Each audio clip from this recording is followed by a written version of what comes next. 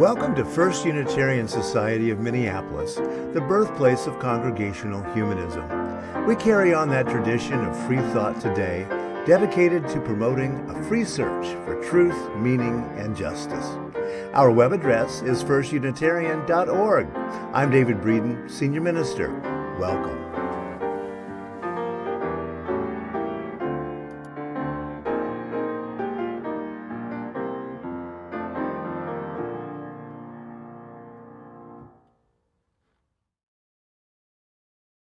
Good morning. Good morning, FUS community, and welcome to this unusual Sunday assembly for June 27th, 2021.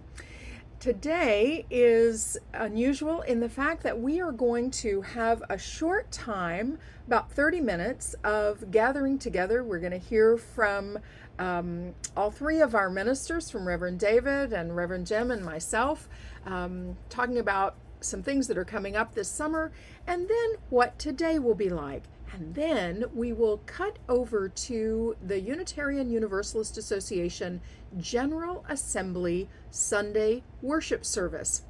That is being live streamed from First Universalist Church right here in Minneapolis.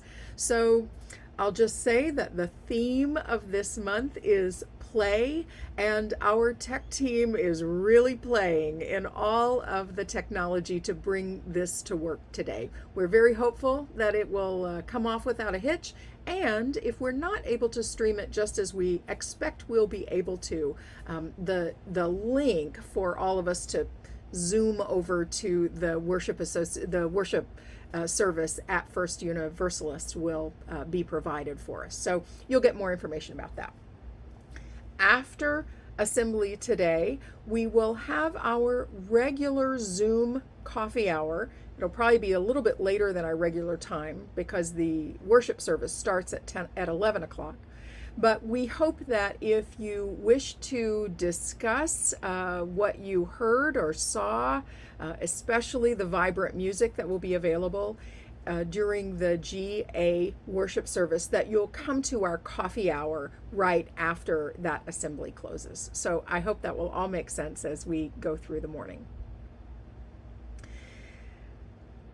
I would feel remiss in not mentioning this morning the horrific, unbelievable discovery over the past couple of months of almost 1,000 bodies of Indigenous children who were part of the so-called residential school system in Canada.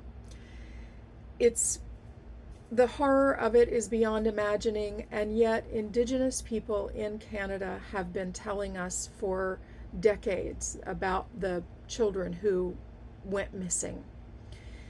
The United States will also have to reckon with what has happened in the so-called residential school system, and I imagine we'll be hearing more about that. But for now, I light a candle for the stories lost, the lives lost, and the relief that finally their bodies were found. It is good to be in community together so we can name these hard things.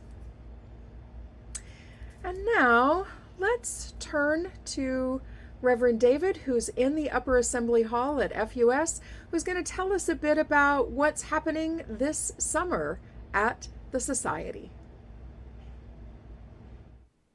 Thank you, Rev Kelly. All right, so everybody, you have got to circle on your calendar, whether it be a virtual calendar or one of those good old-fashioned, paper things.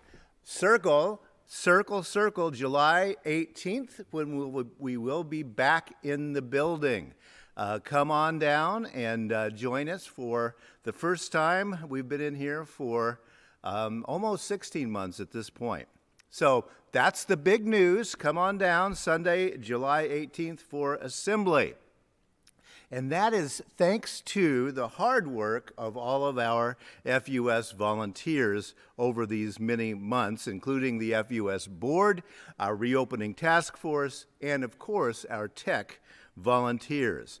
And it's also thanks to you. When we went into the unknown of the pandemic shutdown 15 months ago, the future could have gone a couple of different ways.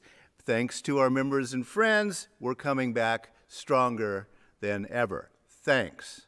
As a congregational humanist community, we treasure congregating in real space and time, physically together, and we're going to start that again on the 18th of July.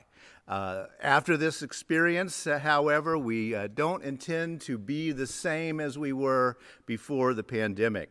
During these months, we have seen how much our healing message of human freedom and responsibility is needed in our world, a world riven with fear and with superstition.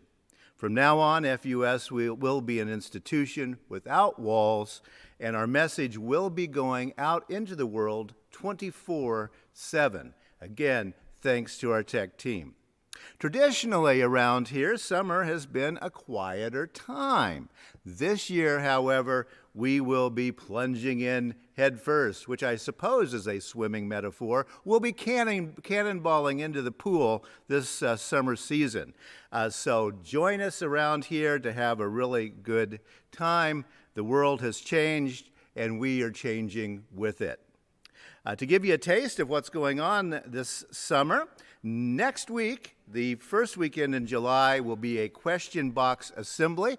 I will be live from St. Louis, Missouri, overlooking the arch.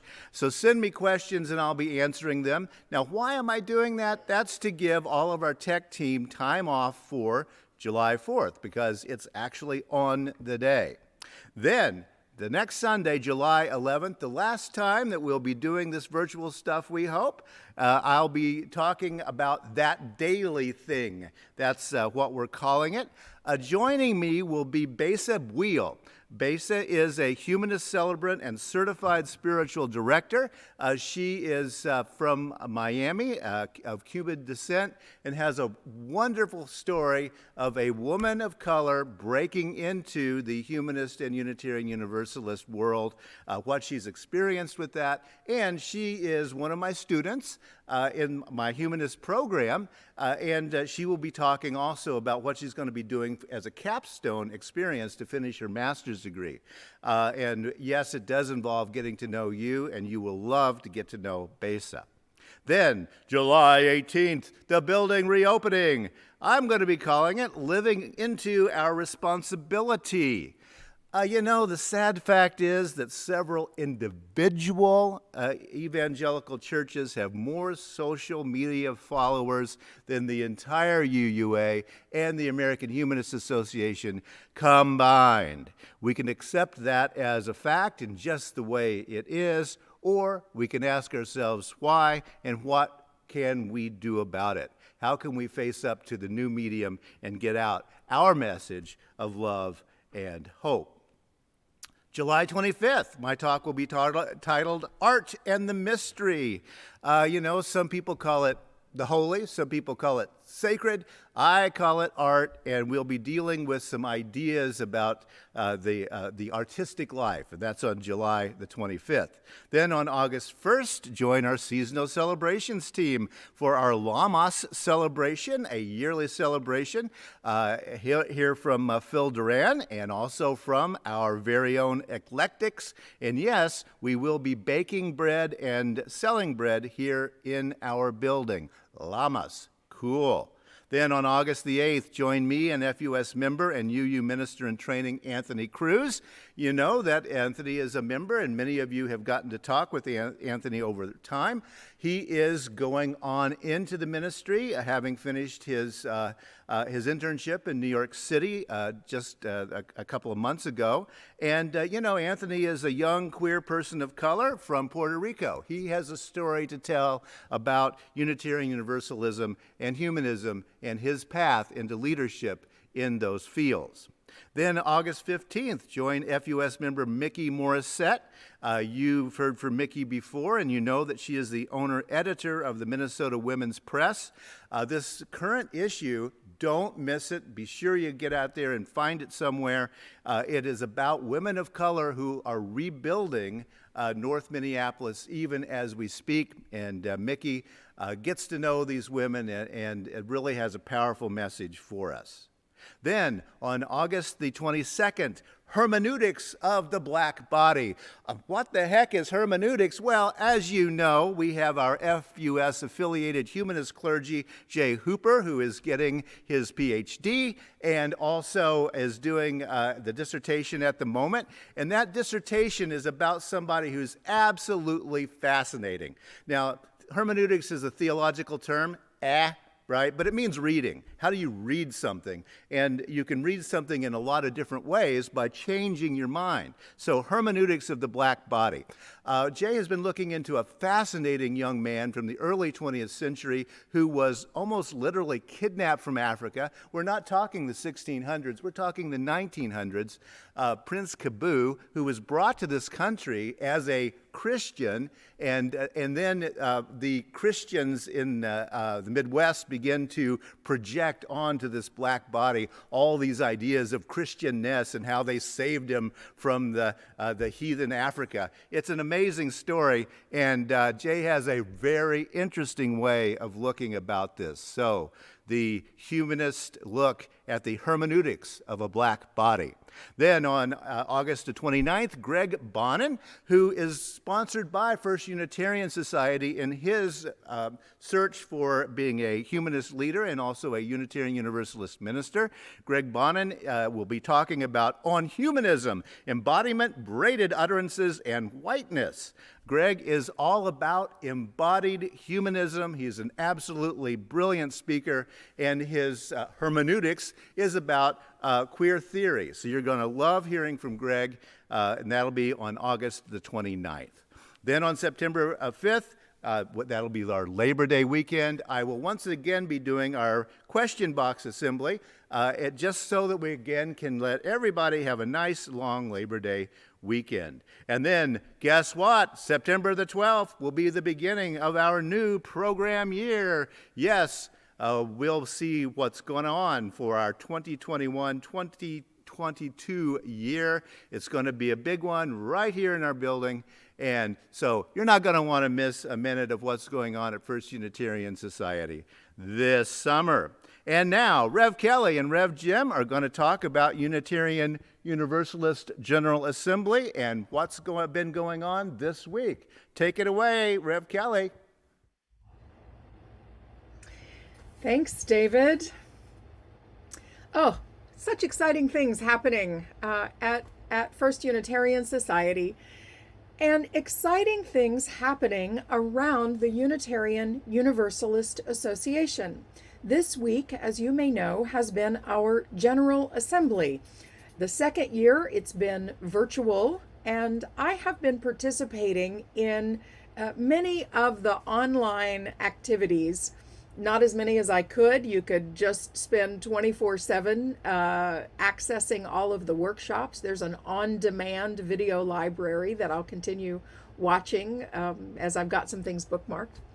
But Jim and I wanted to talk a little bit today about what is General Assembly, what does our association do there? Maybe we'll share some stories of times that we have been at General Assembly, what it's meant to us, and do a little setup for our General Assembly worship service that's happening, that starts at 11 o'clock today. So, Jim, you have attended General Assembly many, many times. What's it like for you, and why do you think it's important for Unitarian Universalists to participate in this annual event?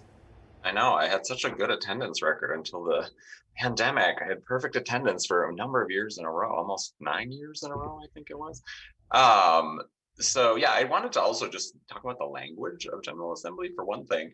When we talk about assembly at First Unitarian Society, we're talking about our Sunday service, but General Assembly is a different thing. General Assembly, the parallel for General Assembly is more like our annual meeting combined with like the winter solstice. I don't know. It's like it's a whole bunch of things that happen. It is the business meeting, and the business meeting is many hours long, over several days, where the UUs decide resolutions and budgets and important things like that. Most of which I don't spend a lot of time on because I go to workshops and do other things. But it's required every year, and the Unitarian Universalist Association moves it around the country so that people can have easier access to it. And they've also improved access online, because there's been a class analysis of who was at General Assembly. And it was, older people with time off and money to spend 3 or 4 days traveling to somewhere. And then those would be the people who would be able to vote on the future of our association. And they've really changed that, especially this year.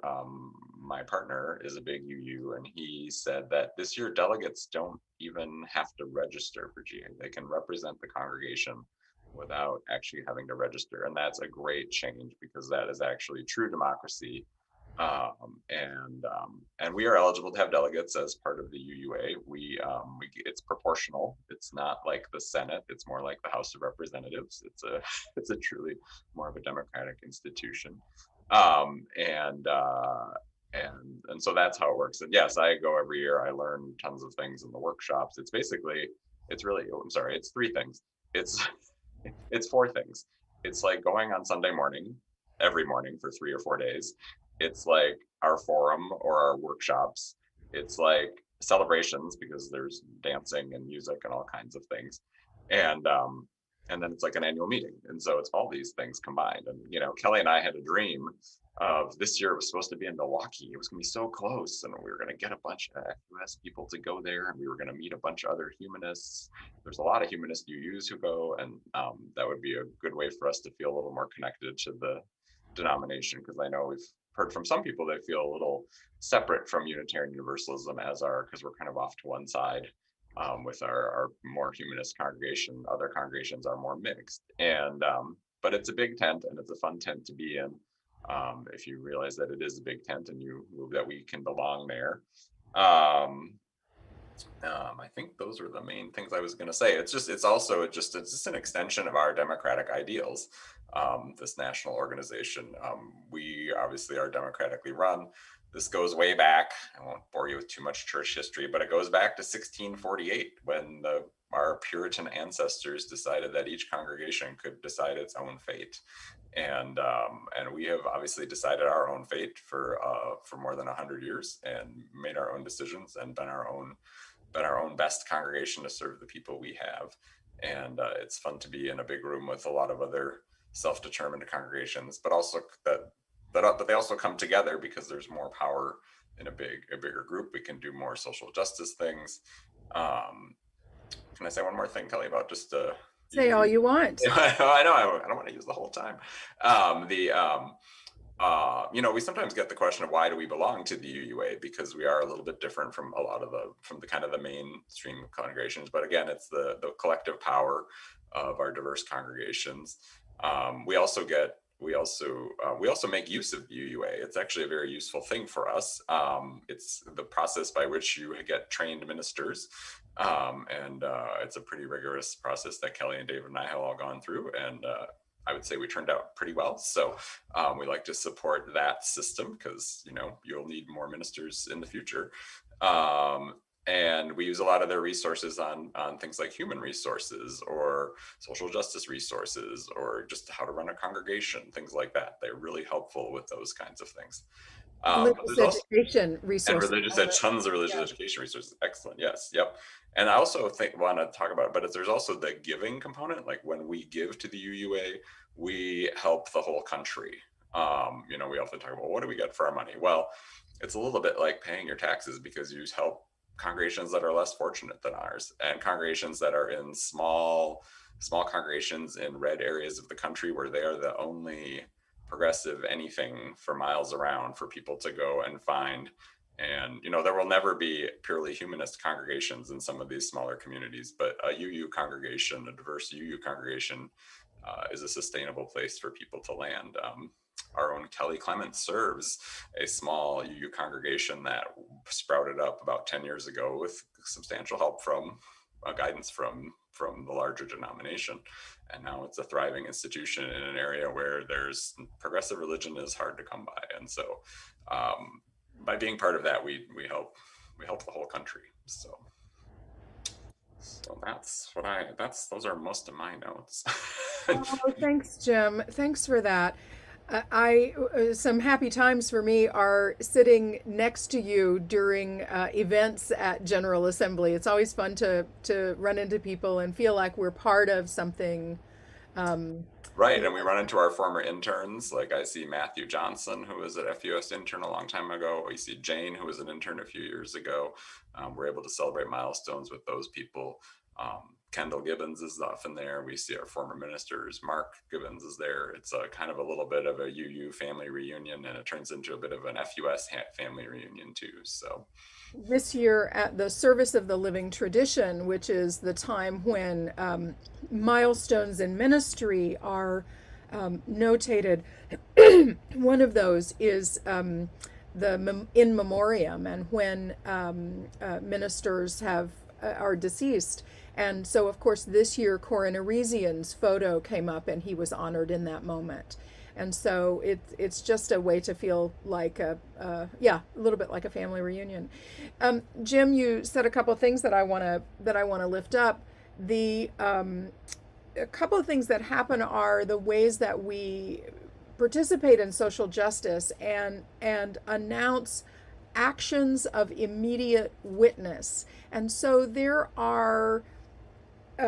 a process that congregations go through and groups go through to bring an issue up so that the entire General Assembly can vote on it, to say, yes, we want to give some attention to this. Out of our congregations, we will focus on these things. And there were 4 that were brought up this year. Only 3 can be voted on.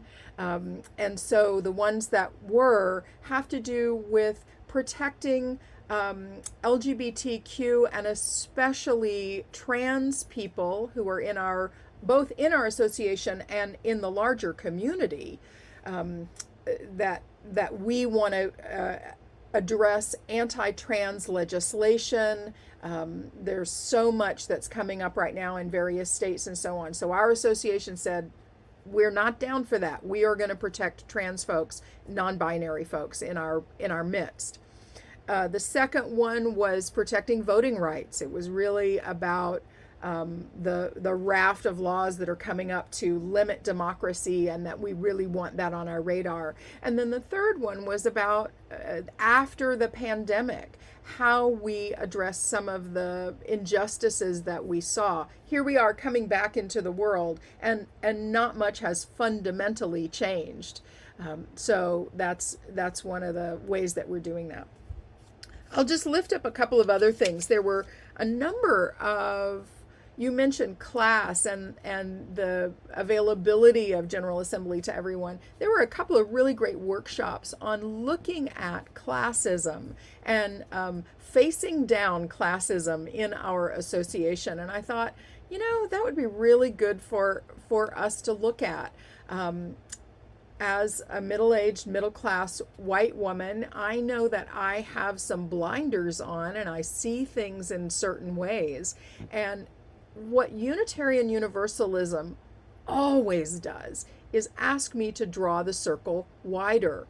Who is not at the table, or who enters our building, and not just us, but any Unitarian Universalist congregation, and does not see themselves represented or doesn't see their point of view. And so if classism is in our way, it behooves us to look at it and understand that. So that was an interesting piece. Lot on accessibility. Of course, there's always good work on anti-racism. And now, just as our moving toward equity team does, we understand diversity to include a lot of different kinds of ways that we need to be accessible. So diversity, inclusion, and equity is more than the hues in our pews, as we've said many times. The other thing that I want to talk about, and I'm mindful of the time, I know our tech folks will let me know when I'm a little bit, when we're getting close. The other thing was that last night was the Where lecture. It's a famous lecture series, one of the oldest lecture series in the United States. And Stacey Abrams and Desmond Meade were the two speakers. And it was swell. Wow. It was really, really great to hear them come and talk about voting rights, talk about Stacey Abrams had this great line that voting is medicine, it's not magic. And I just thought that was a really cool way to say that. That even if we don't always get what we want, we have to keep coming back for more. We learn the lessons and we come back for more. And she said that paradoxically, voting is not about politics. It is about the policies that allow democracy to flourish. It matters less who is on the ballot, though of course that matters, than the ability of people to make themselves heard, the policies that allow voting to happen. Desmond Meade is a returning citizen. This is the way that we are now referring to people who have had their rights removed because of felony convictions and are now able to vote again because their rights have been restored. And so he has done a great deal around voting rights in Florida. Mr. Meade went to school, I think, when he was incarcerated and got out, went to law school, and is now an attorney in Florida. And so he's done this wonderful work. And he talked about that voting is about your existence. People recognizing that you exist because you can make your voice heard. And it was just incredibly profound. I want to say one other thing. Stacey Abrams is the daughter of two United Methodist ministers. And when she says, I wrote it down, I want to look at it. When she says that she is prayerful, powerful, and a protector, that prayerful piece is really important. Sometimes I hear from our humanists in our congregation that prayer is a superstition, that it's asking for some other way to be, we don't have to take responsibility, we're asking God to do a thing. I don't think that's what Stacey Abrams means. I think she means that she gets a great deal of strength from that. And so I would just caution us that if we ever want to make fun of anyone who's prayerful, I don't want to make fun of Stacey Abrams because I think she's a badass. I think she's powerful and wonderful, and I want that kind of strength. And so that's one of the things that I would share about that. Yeah, I watched it too. It really does speak to the importance of having some kind of inner life, spiritual support to do all the hard work that needs to be done right now. So yeah, she was fantastic. Yeah. Following a long tradition. Yeah, MLK was the Ware lecturer in 1966 or something. So Yes, we've had Elaine Pagels, and we've had Ibu Patel, and we've had just really wonderful speakers for the Ware lecture. Names you know. So Van Jones was a few years ago, and so. Tech team, I am only seeing a very small thumbnail of I am seeing Jim large and the two of us very small, so I can't really see what's coming up. oh, I can see. Yeah. Ah. Yep, they've still got the slides going for the General Assembly. Can I just talk a bit about what's going to be in it? Please. So some familiar faces at FUS are actually going to be part of this service. The Reverend Karen Hutt, who has spoke as an African-American humanist over at First Universalist, and she is the first person giving a reflection during the the service, the GA service today, and she was the speaker at my ordination, and she's spoken at least once at one of our summer services, and our folks have really enjoyed her in the past. So I think they will. I think you'll like to hear from her. You'll also see Arif Mamdani, the Reverend Arif Mamdani. He has spoken at FUS at least a couple of times in the past few years and been well received. So we'll get to see. I don't think he's giving a full reflection, but he will be in the service. Also of note will be Lauren Wyeth. You may recognize the name Wyeth. It's Allison Wyeth's wife, and she is the DRE over at First Universalist. She's doing the story for all ages. So it's quite an honor to see our Twin Cities folks on the national and international scale this morning. This service is being watched all over the place. Some people already watched it. Actually, you could have watched it earlier, and some of other earlier churches were showing it earlier. So it'll be folks, again, there will be some language that we don't normally use at FUS, but that's part of being part of a diverse movement. Is you might have to do a little translating, but hopefully there'll be worthwhile moments for you. I've always enjoyed the services at GA. So, what about the music? Do you know what we're going to expect with the music? Yes, I looked it up. I've got two computers going here. Hold on, let me see if I can find it on my other. I can put the order of service link in the chat, actually, if I. Oh, that'd be great. So we can do that. Except I have to use my. Hold on. Sorry, we got to do one. Here we go. Music. They'll be their First Universalist Minneapolis adult and children's choirs singing together. They're going to do a song called "Love Is Love Is Love." They're going to do "Spirit of Life." And then they're going to do Joyful Joyful by Beethoven with a soloist over there. So nice. I'll say that the music at General Assembly is just always wonderful. It's vibrant, it's diverse, and it looks like they're about to start. They are starting. All right. Okay. See you after. See you in coffee hour, everybody.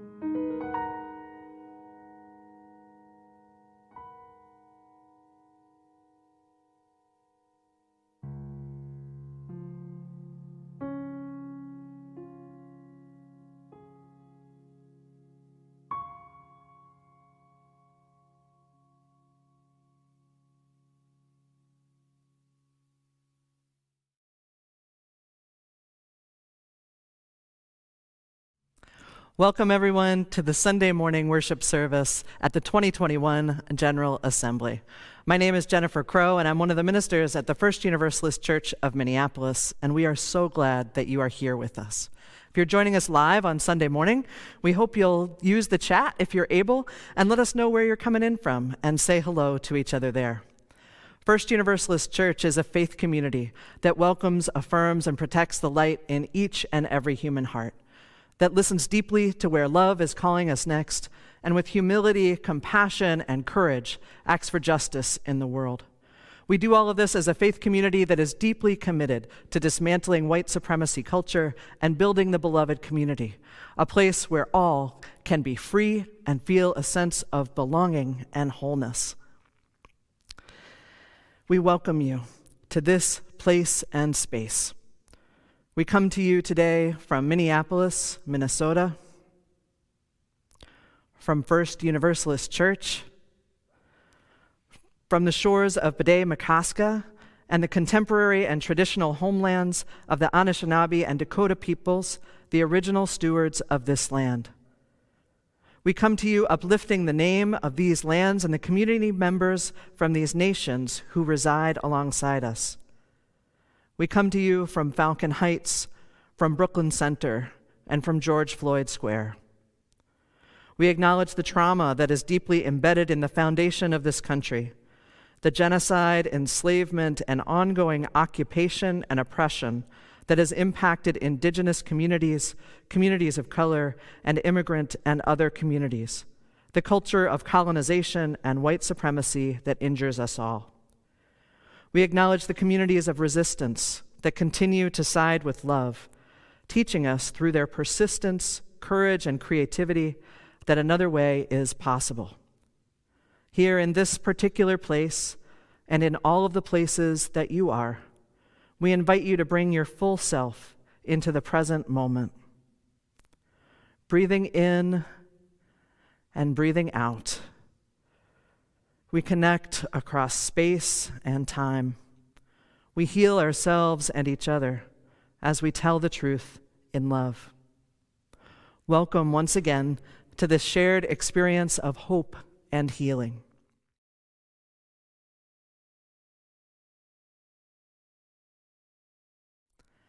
Our chalice lighting today is led by some of the members of First Universalist Church's single parents community.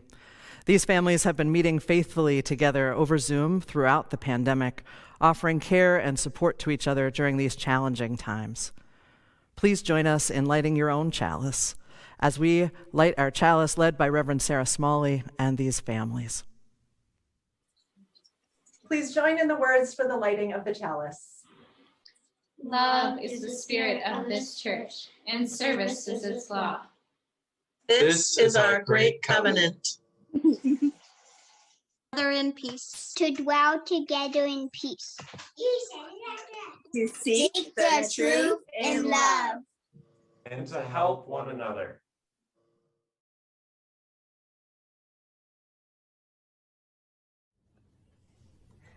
Love, love, love. All we need is love, love, love. All we need is love, love, love. All we need is love, love, love.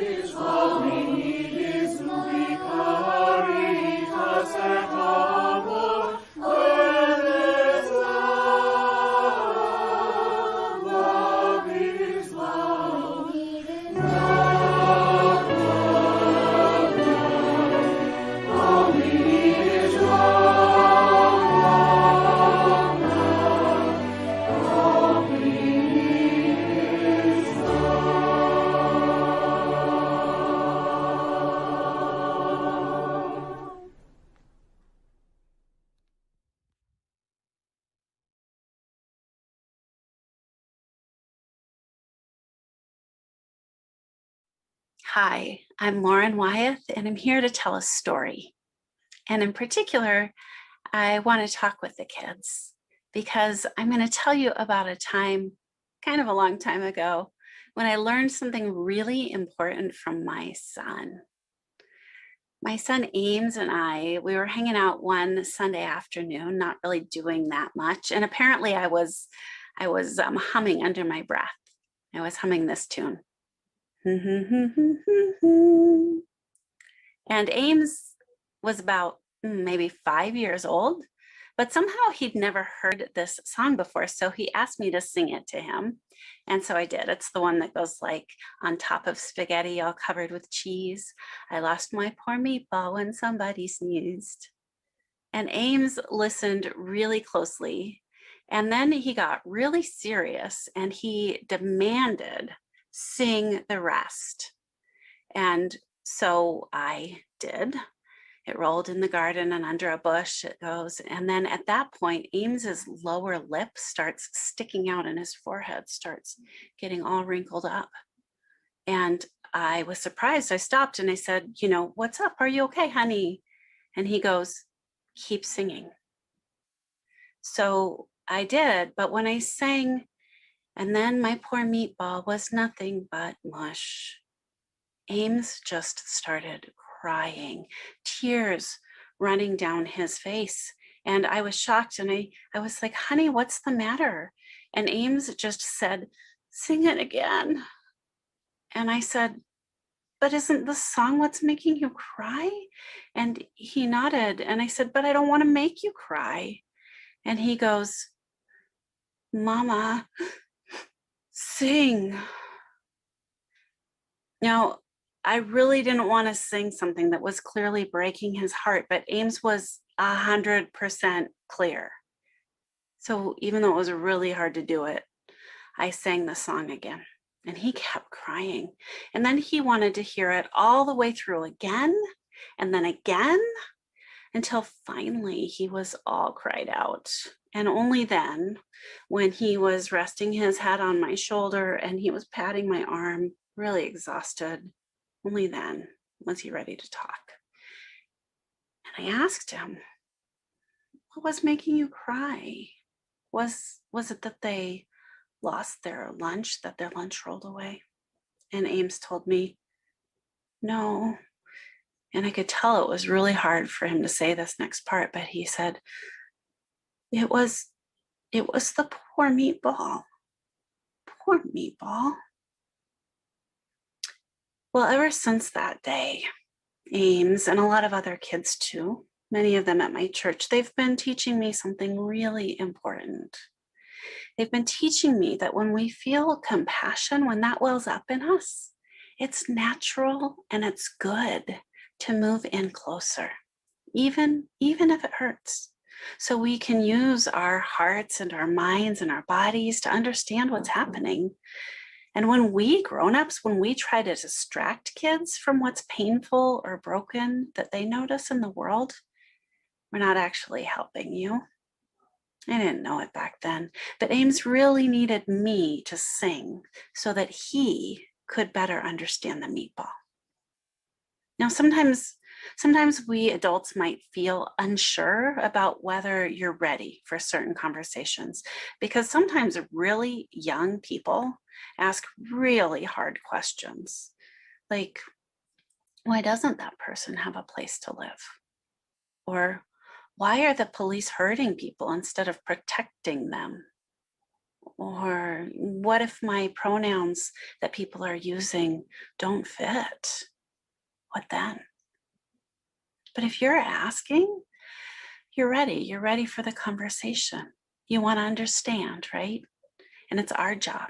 It's our job as your grown-ups to be ready when you are and to go there with you. Now, several years after Ames insisted I sing about the meatball, he and his brother discovered this series of books called The Hunger Games. And those books have so many sad parts. In fact, they have some really, really upsetting parts. And some of the grown-ups that I know told me they didn't think my kids should even be allowed to read those books. But I didn't believe that because of this lesson kids had already taught me. I figured out that I think the Hunger Games books and movies were really popular for a good reason. And I think it's because they are about make-believe kids in a make-believe world where terrible and dangerous problems are right in front of them. And where many of the make-believe grown-ups don't really seem to understand how scary and wrong things have become. And the truth is, there are some big, serious problems in the real world, evil things that happen. And kids are right to look for stories that help them think about why that is and what we might be able to do about it. Kids have taught me that it's important to understand the poor meatball gone to mush. It's not too much if we do it together. And there's a magic that happens. There's a magic that happens when we do it together. There's a tenderness, there's a sweetness that happens in our togetherness. There's freedom, and there's a healthy kind of power in our togetherness. Thanks for revealing that to me. Imagine the world of love and liberation we could build with that power together.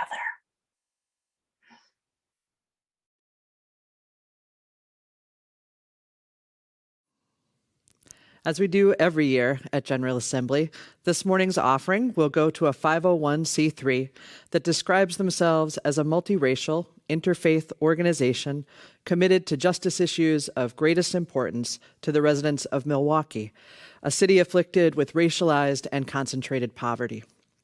This year's collection will benefit Micah, Milwaukee Inner City Congregations Allied for Hope, and joining us now with more information is Lisa Jones, Micah's executive director and lead organizer. We rise. Hello, Universalists and Unitarian siblings. My name is Lisa Jones, executive director and lead organizer at Micah, Milwaukee Inner City Congregations Allied for Hope.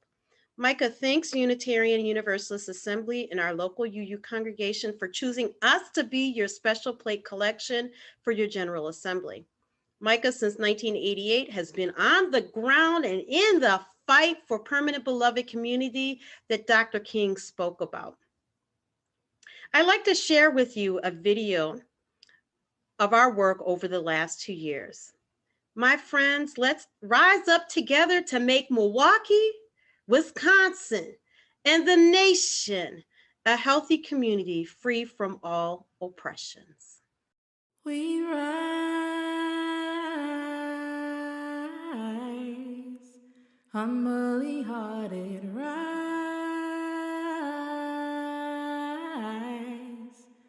won't be divided rise, with spirit to guide us rise,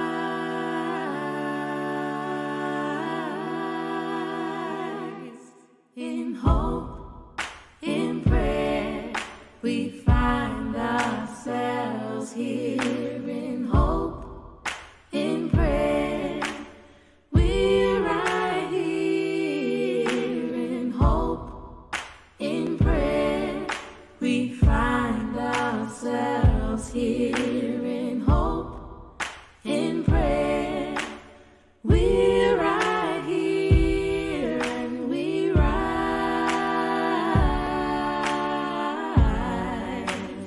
All of the children rise.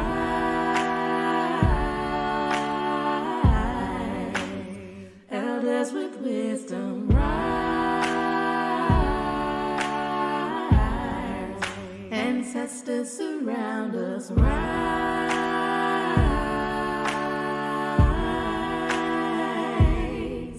In hope, in prayer, we find ourselves here. In hope, in prayer, we're right here. In hope, in prayer, we find ourselves here. In hope, in prayer, we're right here, and we rise.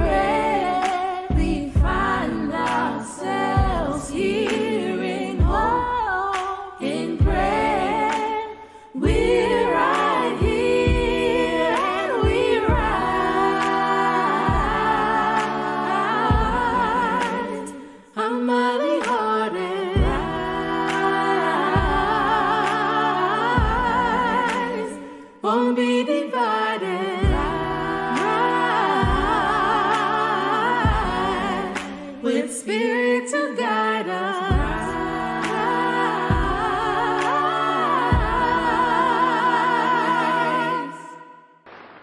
Let us rise up tonight with a greater readiness.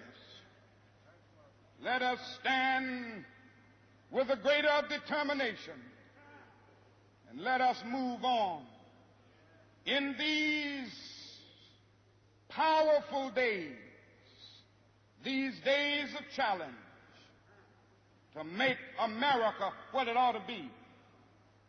We have an opportunity to make America a better nation.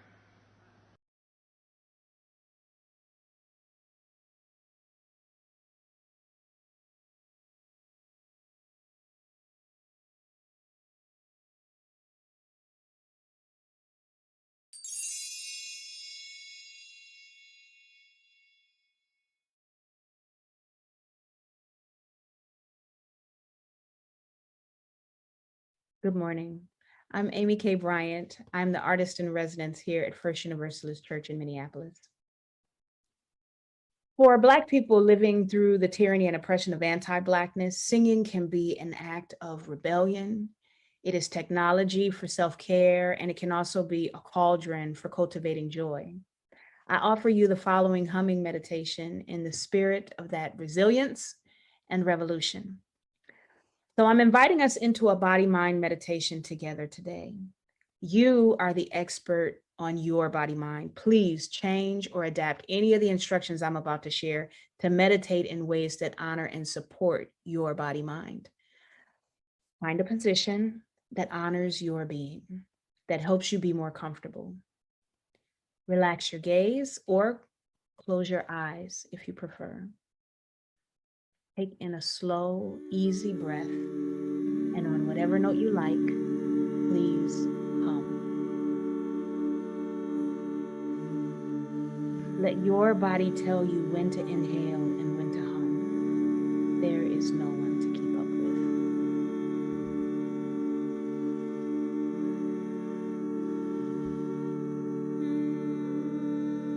with. If you leave a little space between your top and bottom teeth, you may feel the vibration of your voice on your closed lips. As you hum, give all of your attention to the feeling of the hum in your body.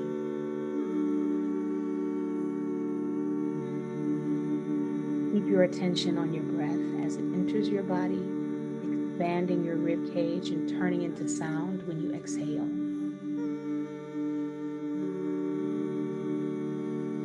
Feel free to change notes as often as you like, and as you raise and lower the notes, notice how the location of the vibration changes.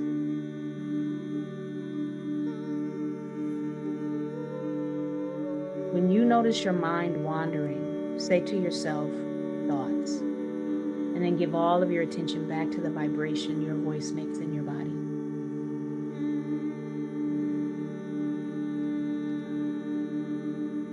When you need to rest your mind, you can take a little refuge in the feeling of your own voice. So that's one way you can use humming to quiet your mind. Continue to hum. Another way is to focus the healing energy of the hum directly onto your emotions.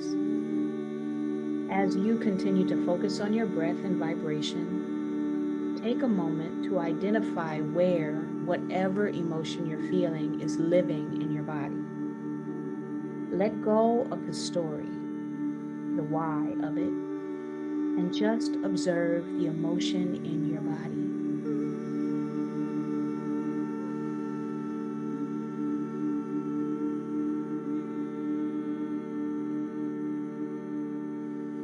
Even if you're feeling sad or angry, our intent is not to get rid of it, but to really get to know it, to be with it with a loving, non-judgmental curiosity. If you are happy and hopeful, really pay attention to that too. What is the sensation of the emotion in your body? Is it tight? Is it hollow? Is it hot? Is it tingly? Where does it live in your body? Is it in your forehead, in your throat, maybe in your chest or your abdomen,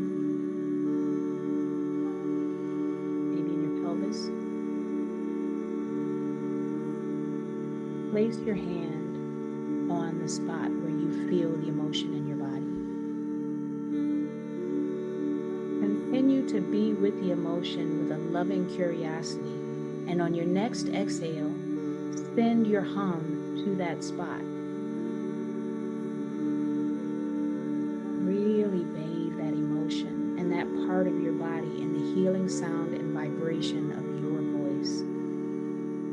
Give it a vibrational massage. You can sing to your sadness and your anger. You can acknowledge when you're having a hard time and still love yourself through it, even the hurting part of yourself. And you can amplify your joy. I'll stop talking. You keep humming.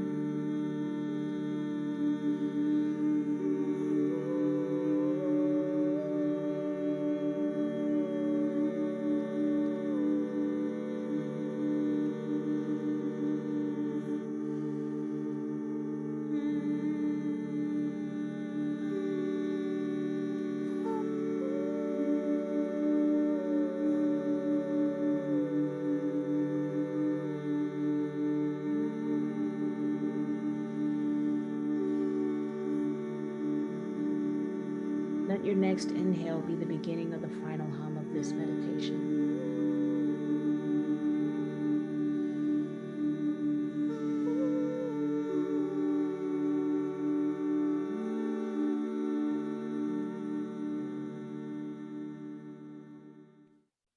Now that you've stopped singing, notice how your body feels now. If your eyes have been closed, open them when you're ready.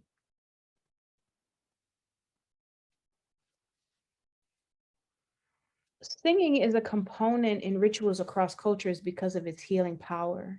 I know part of the way that Black people survived slavery and all of the oppression since is by singing our way through. And you can sing your way through too. Thank you for humming with me.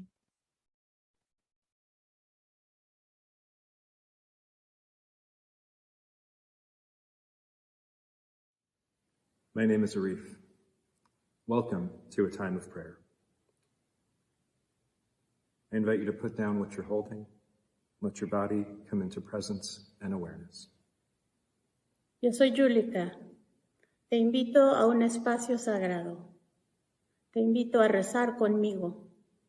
Join us in prayer. Join us in prayer. Holy One, one whom my ancestors knew and prayed to. Dios de mis antepasados. God we know by many names, and God we know beyond all naming. En el nombre de lo que amamos y lo que cuidamos y lo que buscamos. How can love win, beloved? How? Everywhere we look, there is violence and destruction. The land is burned and burning. The seas are boiling and rising. Countless beings lose life every single day. Where is love winning? No te encuentro, diosa de mi vida. No veo la salida a todos nuestros problemas. My heart breaks every time I open to what's going on around me. I can't change all of this. Es demasiado. It is too big. It is too much. I am too small. I am too alone. Hear my prayer of lament. Acompáñanos, Dios de la justicia. Ven a nosotros.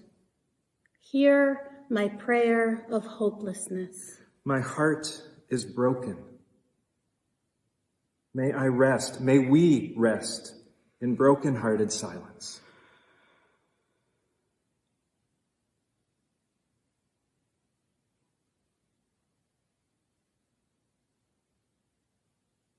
And I invite you to share, as you feel moved, what your broken heart is carrying.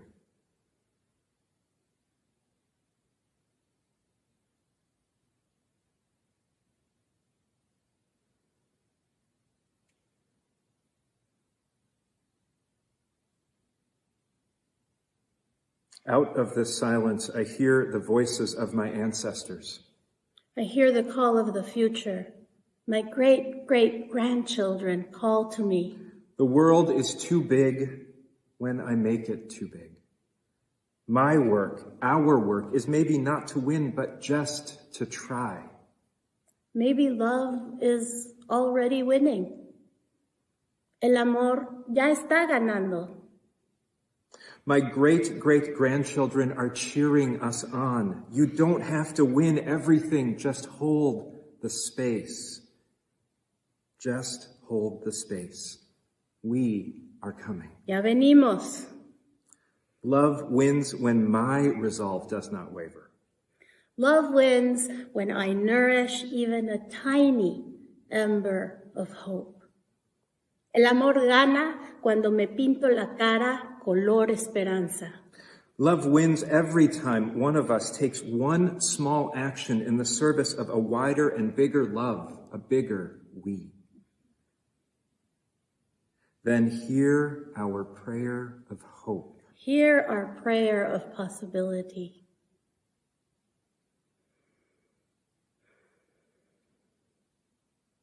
Where in your life is love winning even now? Speak it in your living room, in your bedroom, wherever you are joining us in prayer. Speak it out loud. Speak your hope.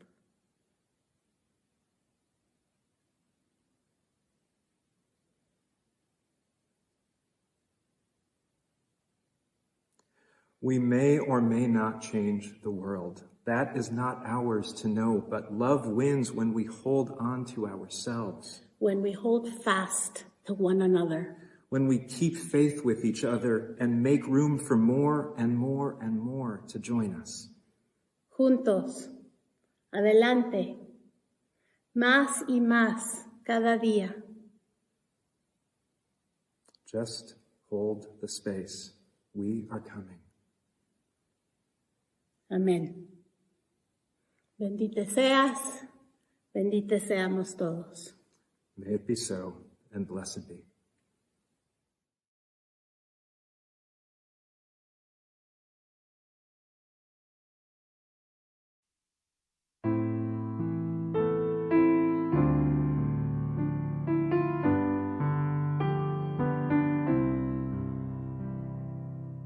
Spirit of life, come unto me, sing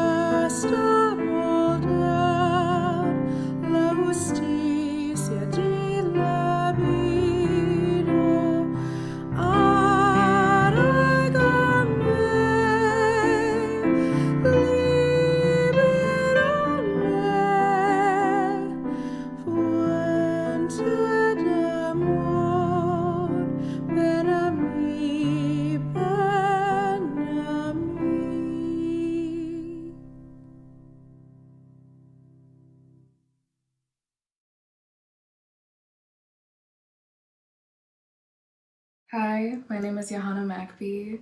I'm a member at First Universalist Church, and I also serve on the Board of Trustees. Today I'm going to be reciting a poem by Reverend Teresa Inés Soto. It's called Everything is Still on Fire. Everything is still on fire. Despite your best efforts in addition to living, it is clear that fire or not, you must level up in what it means to thrive. Right now, that means wrestling with the truth and the fact that everything is not your fault. I am sorry that everything is still on fire. Once hate catches the winds of not my problem blow and blaze, it is hard to stop. But hard is not impossible. Not yet is different than never. You, in community, have an answer.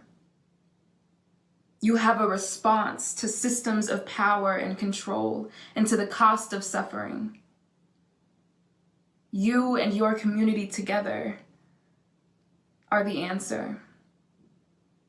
You are not only a people of flame, but also a people of cold, clear truth. You know both where you fall short and where you flourish and where you still reach. Everything is still on fire, but all is not lost.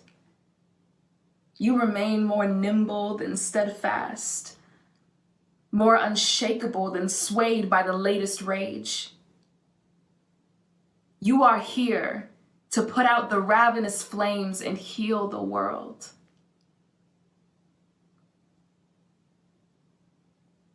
Enough is enough. Everything is still on fire.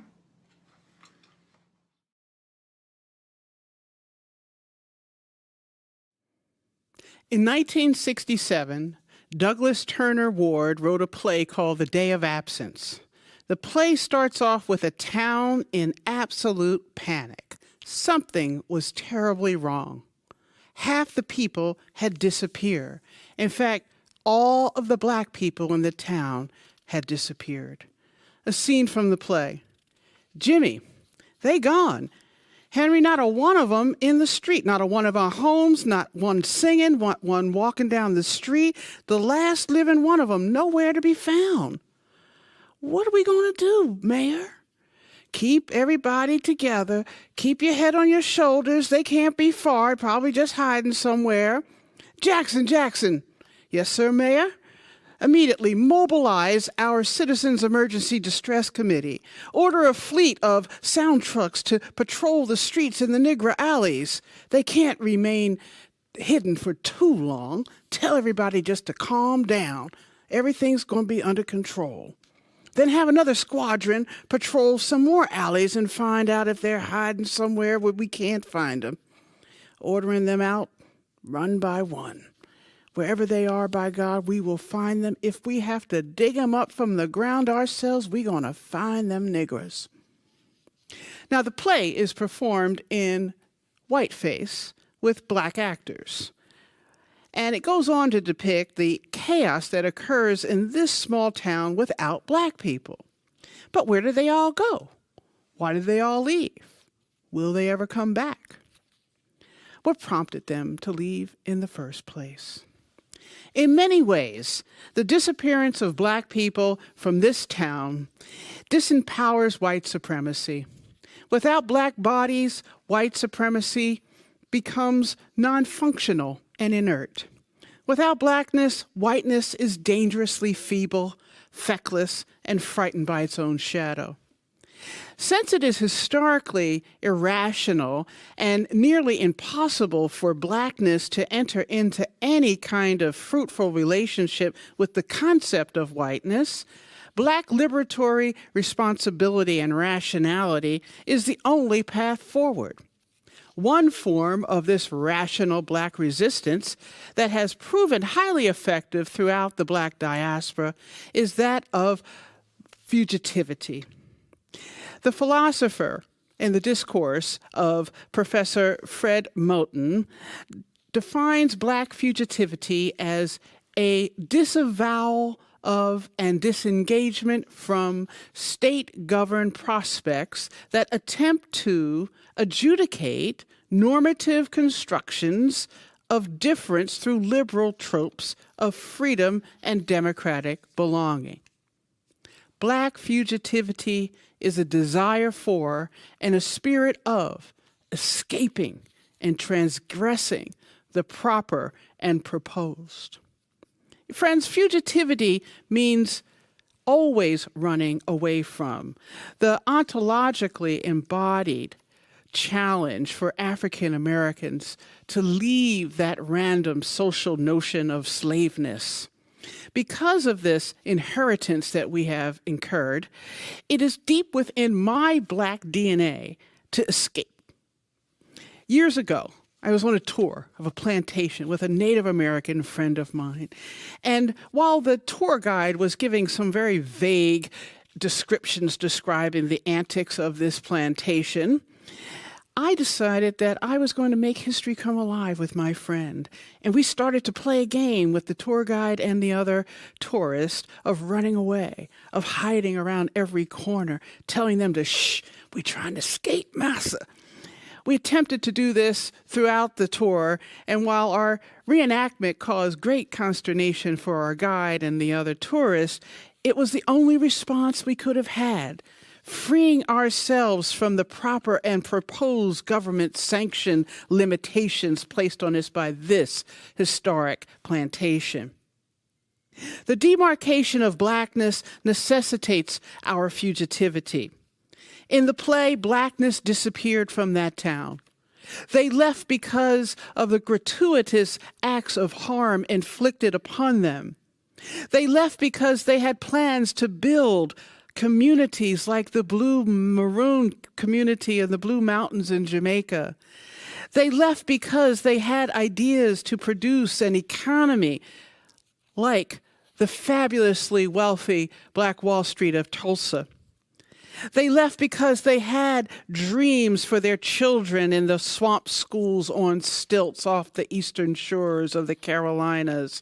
They had visualizations of independence, of self-reliance, and of joyous segregation. I came to Unitarian Universalism with a free-thinking, unapologetically human-centered belief that was unshackled by any kind of proper and proposed notion of religiosity, superstition, and trickery. Black fugitivity is supported by our first principle because fugitivity supports the act of self-directed inherent worth and dignity. Not the worth and dignity ascribed by others who simply want to see my Black body next to them in a pew to smile at me on Sunday. No. A worth and dignity that is ascribed by us for us, because we want to love ourselves and we want love to win first. Not a love of self that has a bargaining chip or some kind of negotiables, but a love of self that is firm, rooted, solid, unwavering, and fierce. The worth and dignity of Blackness must imagine eradicating the afterlife of slavery. which, like all afterlives from nuclear waste on, has lethal capabilities that still live on in the half-lives of our behavior that pervert our moral and theological imaginations.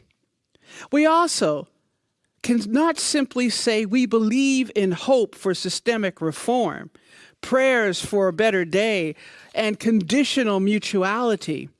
These acts will not help love win, because conditional hope and prayers by themselves never liberated anyone.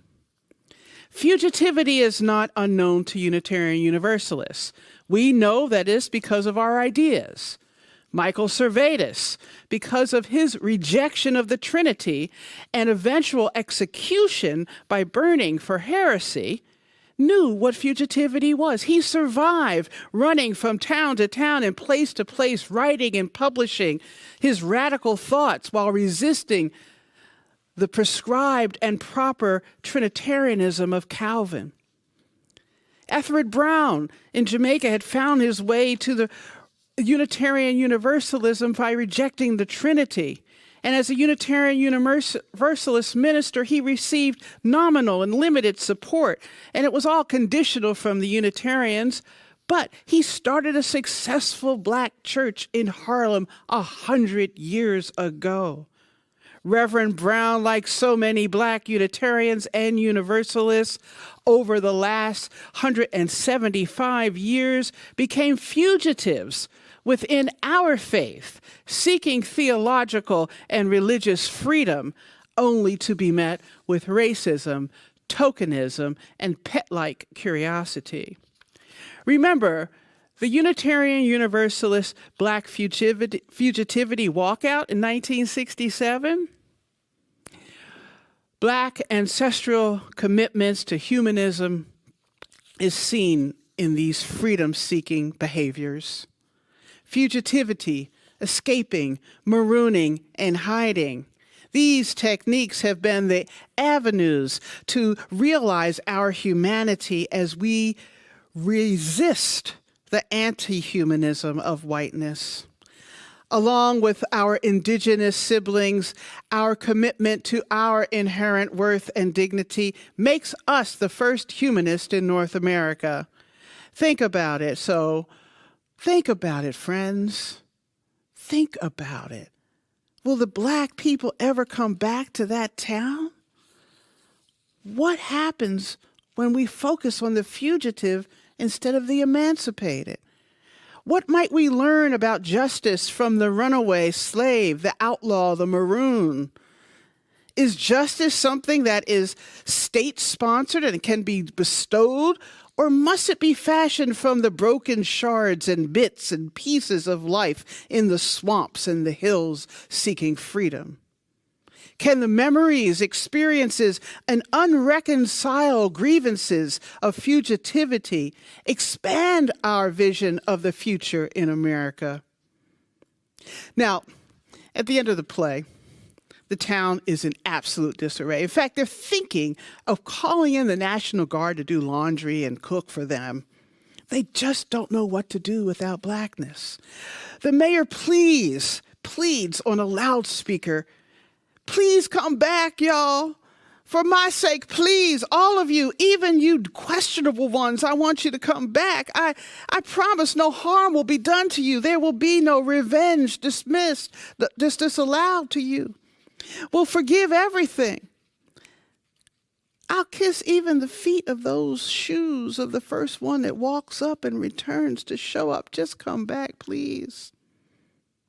In the next scene, the play ends as it starts, with Clem and Luke sitting side by side talking, when one of them noticed Rastus coming down the street. "Is that a Negro? I see. Sure does look like one to me." With their backs, single file, held high and straight, looking forward, they returned to the town without a word. They acted as if nothing has happened when asked where they were. You see, the fear of fugitivity changes things. I would like to believe that they came back because the town had developed a powerful new vaccine or an antidote to white supremacy culture. Is that possible? Friends, create a container with your arms and open up your own moral imagination. Visualize the words, behaviors, gestures, and impulses that bring forth a new world that Blackness can return safely to.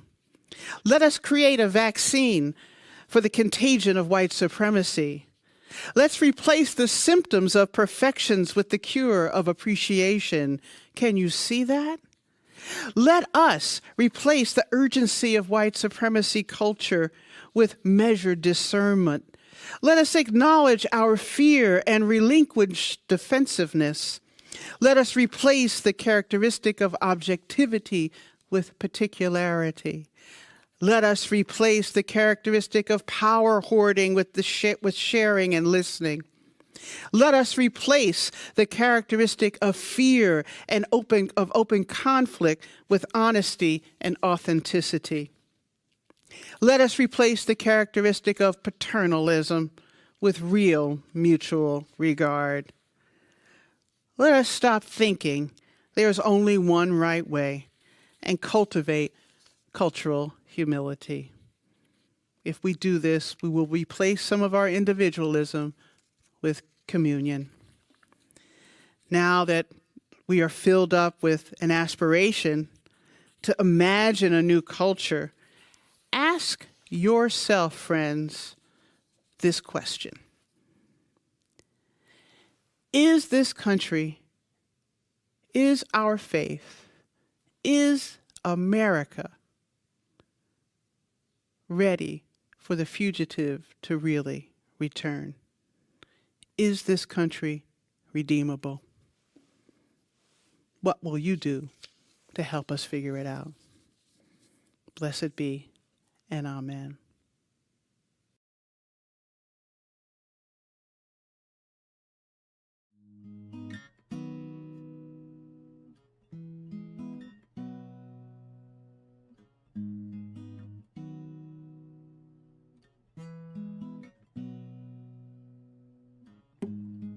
To admit I'm in the rough.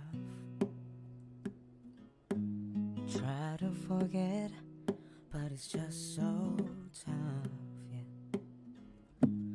Hungry for peace, and whenever I ease it, the more it just breaks me down. No,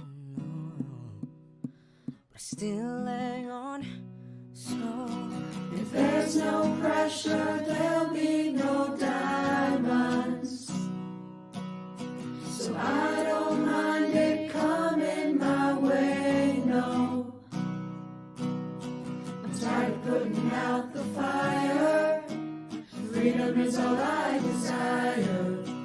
If there's no pressure, there'll be no diamonds. And I know I will be a diamond. Diamond, diamond, I know I will be a diamond, diamond, diamond. Oh.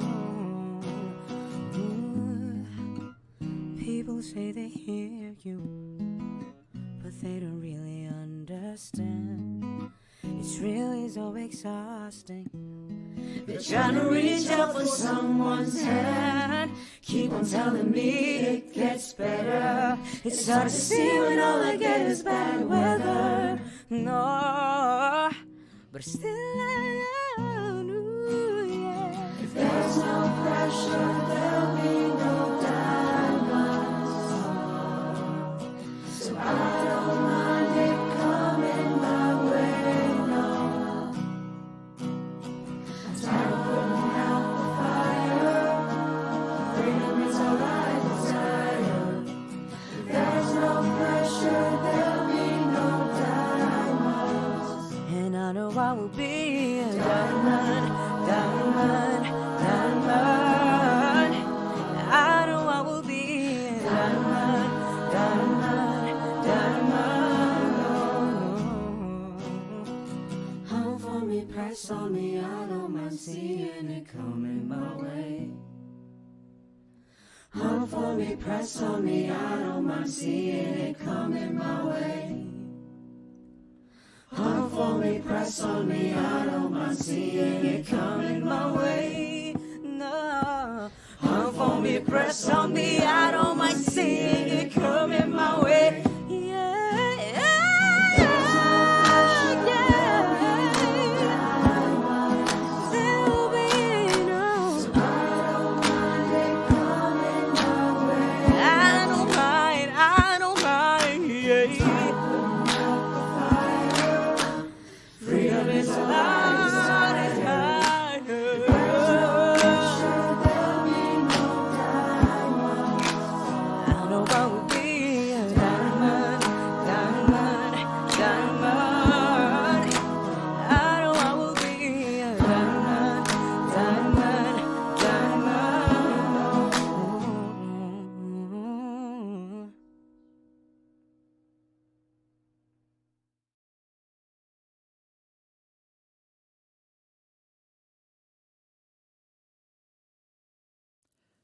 It was a few months ago when my son made the invitation. It was the first spring thunderstorm here in Minneapolis after what felt like a perpetual winter. Henry wanted us to join him outside in the rain. Now, this might seem like a typical invitation from a kid to their family, but it wasn't for us. You see, it was just about 5 years ago, during a thunderstorm much like this one, that lightning hit our house in the middle of the night. The impact of the lightning, the sound, it rocked us awake that evening. And we went stumbling through the house, looking for each other and heading out into the rain. We lost almost everything in an instant, and we were incredibly lucky. We knew it could have been otherwise. Now, given that history, I can't say that anybody in my family really looks forward to a thunderstorm. In fact, on that night, when Henry was inviting us to join him out there in the rain, I was considering cowering in the corner of the basement. But I figured as the only adult present at that point, I should probably stay upstairs. It wasn't until the next morning that it dawned on me what Henry had been doing that night. He wasn't hiding from the reality of the rain. He wasn't hiding from the thunder and even the fires that had, in fact, returned to our city. He was out there in it. He was soaking up the joy of the first spring rain after 6 months of waiting in Minnesota. He was out there even as the lightning was lighting up the sky, going past surviving and into thriving. And he was inviting us to join him in it. I tell you this today, not just because I want to brag on my son, which I always do, just to be clear, but I'm telling you this because when I woke up the next morning and realized what he was doing, I realized he was inviting us to go past the kind of living where it's white knuckle, hold on, barely make it through, and move past that out into joy. He was reminding me that another world and another way was possible. And I was so grateful for that reminder. Now, we know something about fires. All of us do, literal and metaphorical, whether we're in Minneapolis or somewhere else. Fires happen in all kinds of ways in all of our lives. When one moment things are one way and the next they are another. This past spring, we were reeling here in Minneapolis, reeling from the trauma of the trial of Derek Chauvin, reeling from another police murder of a black body of Dante Wright over in Brooklyn Heights. And as this was happening, there were particular words ringing in my heart and mind. They were Reverend Soto's words. They write, "Everything is still on fire. Everything is still on fire. And in addition to living, it is clear that we are going to need to level up in what it means to thrive. Everything is still on fire," they write. And in addition to living, it is clear that fire or not, we must level up in what it means to thrive. Beloveds, It is time for us to level up in what it means to thrive as individuals and as Unitarian Universalists. We are meant for more than survival, even though sometimes that is all we can do. We are meant for thriving. Our communities are meant to be spaces of collective liberation, places where we and all who join us know without a doubt their inherent worth and dignity. Places where we can be living examples of the embodied experience of what it means to be whole and holy and worthy, welcome and wanted, to know ourselves one more Redeemer here on this earth. That is what our communities are supposed to be like. We are meant for thriving. A circle wide enough to welcome us all. A love that will not let us go. This is who we are meant to be. This is the love we are meant to embody. Now, the pressure is on these days. The pressure is on, as Jake Zyrus and our First Universalist youth just sang to us, and if I am honest, I do not mind it coming our way at all, because it is time. It is time for us to become the people we have long proclaimed ourselves to be, the people of a true, wide welcome. This is who we are meant to be. And I'll tell you, my fear is that we will continue to dream small. That we will dream small and fall victim to minuscule change and call it progress. I'll tell you, I am haunted, absolutely haunted by the story of a young Howard Thurman. Howard Thurman, who would go on to become the spiritual advisor to Martin Luther King Jr. Howard Thurman, who would go on to write words that continue to serve all those who are living with their back against the wall. It was the 1920s. And Howard Thurman was a student at Morehouse College, and he was on his way with his mentor to an integrated meeting at the local YMCA. There at that meeting, he was going to hear from the white leaders in town about their plan to create greater racial equity in the city of Atlanta. So Thurman arrived and sat down, and one of the most liberal white men in town got up and began holding forth. Great change was coming, he said. They had done something magnificent. You see, there in the auditorium in town, the seating had always been segregated, with whites sitting at the front of the theater and blacks sitting at the back. But he and his friends had gotten to work, and they had changed things there in the city. They had made it so the dividing line in the auditorium now ran down the center, running vertically, with whites on one side and blacks on the other. Wasn't this amazing progress they had made? Thurman stood and turned and walked out of the room. This was the progress he had been promised? Was this really the best that the well-meaning white folks in power could come up with? Simply a moving around of the lines that divided them? Such discouragement, so much frustration. I tell you, my fear is that we will be limited like this, now 100 years later. That somehow we will still fail to imagine progress and change big enough to be worthy of the legacy we proclaim. That is my fear for us. It was 20 years later, after that meeting at the YMCA, that the Reverend Dr. Howard Thurman was called to serve the first intentionally multicultural, multiracial congregation in the United States. It was 1944. And Thurman and the people of the Church for the Fellowship of All Peoples did something more. They'd stopped moving around the lines that divided us and instead created a community that truly welcomed people of all identities, where folks had experiences of the transcendent together and felt a sense of unity, a place where they lived into their faith and moved with action out into the world. They created a community of collective liberation, the kind we are dreaming of creating now. Even in a world where the fires keep on coming, it is possible for us to level up in what it means to thrive. And this, friends, is the kind of transformation I am inviting us into as individuals and as Unitarian Universalists. Even in this society that is so broken and so soul-breaking, We are called to live lives and create communities of collective liberation, places where we can feel joy, where we can be welcomed in the fullness of who we are, and trust that we will be welcomed in love with the wide embrace that we talk about. This is who we are. This is who we are called to be.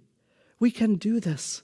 We can level up in what it means to thrive, to be the people of the wide welcome, to be part of a love that will not let us go, to stay in the struggle, friends, until love wins. May it be so, and amen.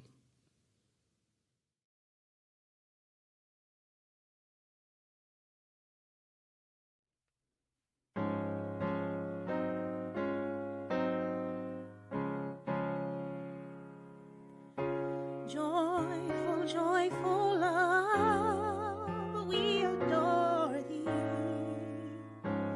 God of glory, word of love.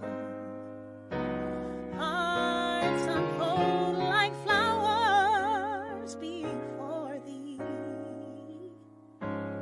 Hail thee as the sun above. Melt the clouds of gloom and sadness, drive the dark of doubt away. Giver of immortal gladness, fill us with the light, fill us with the light, oh, fill us with the light of day.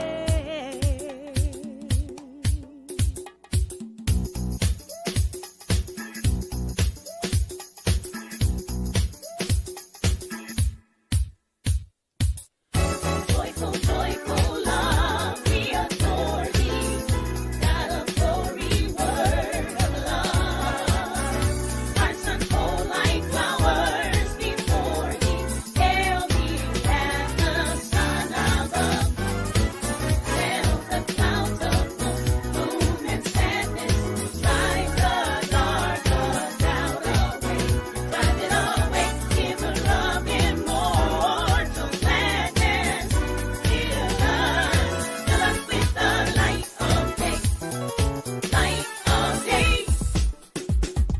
Joyful, joyful love, we adore thee. And in my life I've put none before thee. Cause since I was a youngster I came to know that love is the only way to go. So I had to grow up and come to and understand it, that I'm down with this thing. So now I'm demanding that you tell me who you're down with, G. Cause all I know is that I'm down with love, you see. You're down with L-O-V-E. Yeah, that's me. You're down with L-O-V-E. Yeah, that's me. You're down with L-O-V-E. Yeah, that's me. Who's down with L-O-V-E? Everybody. Come join the chorus, the mighty, mighty chorus, which the morning stars began. The ocean of love is right before us. By the way, what have you done for love lately? Ooh, yeah.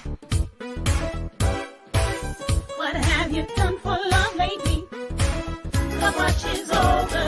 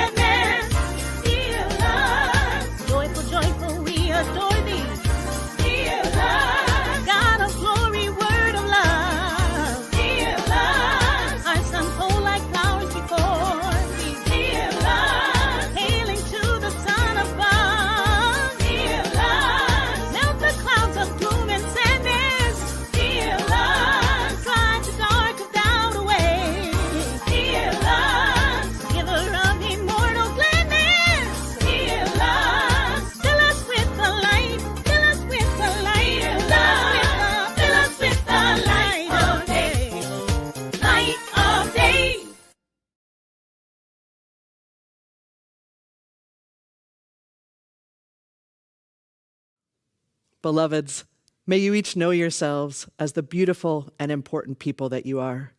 Each one of you born one more Redeemer in this world, whole and holy and worthy, welcome and wanted.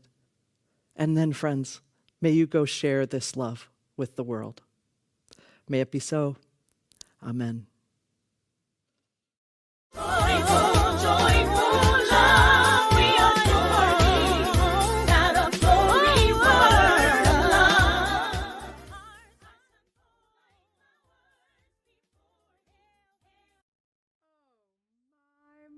My. Wasn't that something? Thank you, folks, for joining us here at First Unitarian Society of Minneapolis as we joined the General Assembly worship service at First Universalist Church of Minneapolis. That was really, really something. You are all invited now to our regular coffee hour, where we'll discuss what we heard this morning and share some impressions and so on. Our regular coffee hour link is where you'll find it. That's available now in the chat. Oh, blessings, beloved. Go find out where love is calling you today.